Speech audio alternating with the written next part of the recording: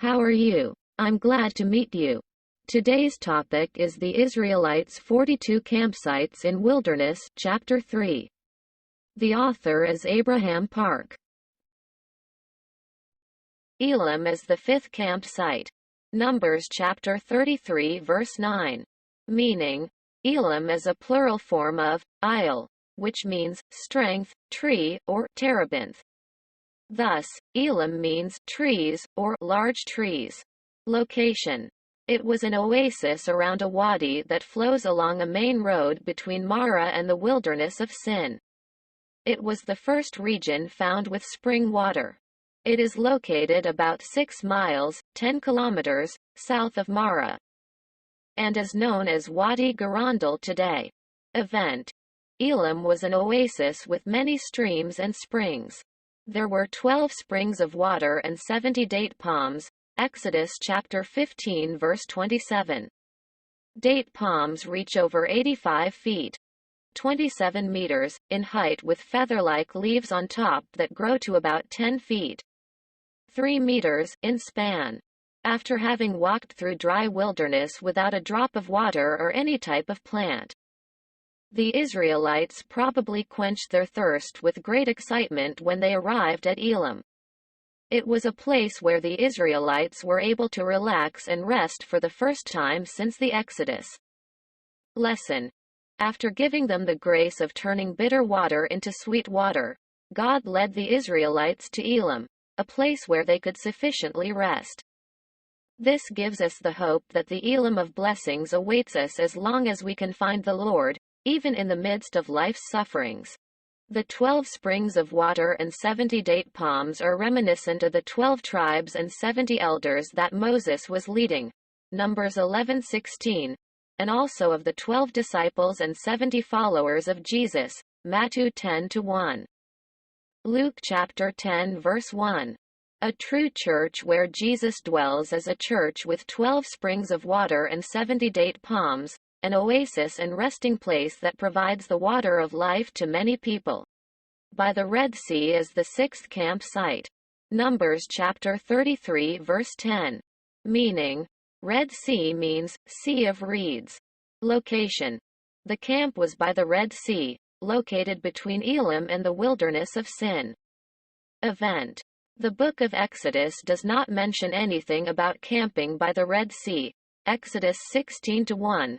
But Numbers chapter 33 verse 10 clearly states, and they journeyed from Elim and camped by the Red Sea. It seems that this place is so named because the Israelites crossed through a stream of water that flows into the Red Sea and camped by the Red Sea. Lesson. By this time, the Israelites had begun to run out of food. They had already begun grumbling that they were about to die of hunger in the wilderness of Sin, Exodus 16:1. So they had even less food by the time they were camping by the Red Sea. As disbelief began to sprout from their worries and concerns about food, their hearts began to waver like reeds. A reed grows in swampy land or by water to about 6 to 10 feet, 2 or 3 meters, in height. Its stem is hollow and has joints, but it is firm and straight.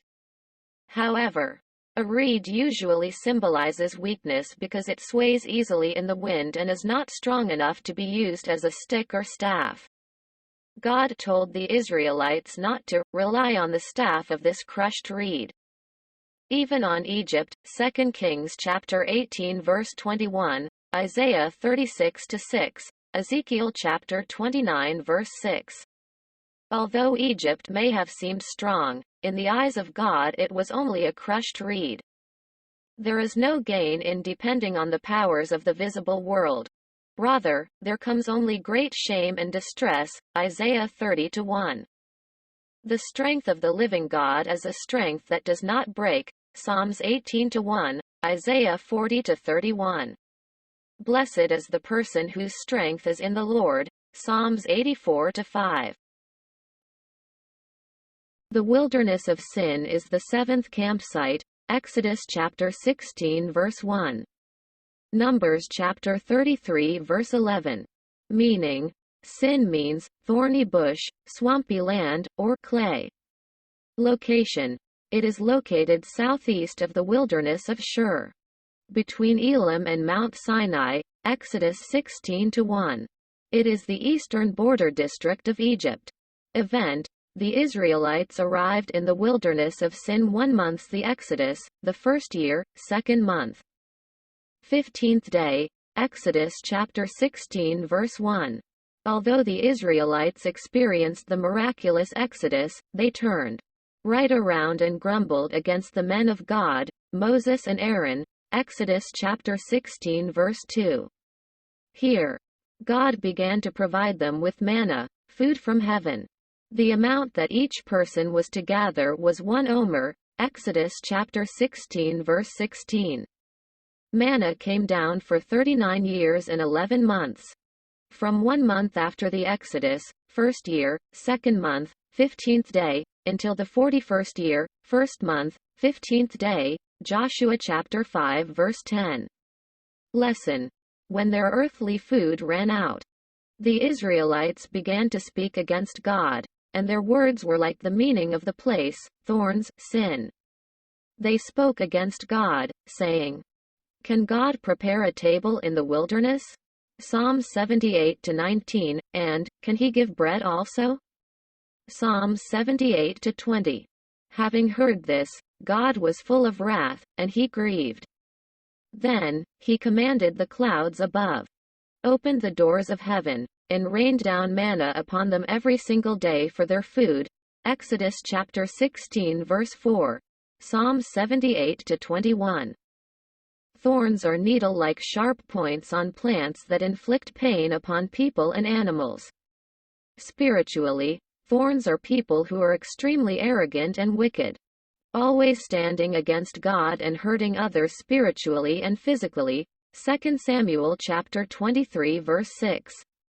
Despite the thorny grumblings that pricked his heart, Exodus chapter 16 verse 3. God was full of compassion and sent down manna to solve the issue of hunger and quiet the grumblings. Jesus Christ is the spiritual manna that solves the issue of hunger for the spirit and body. John chapter 6 verse 48. The author of this content is Reverend Abraham Park.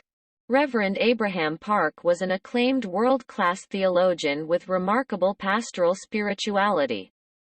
He had dedicated his entire life to prayer and the scriptures, having read the Bible over 1,800 times.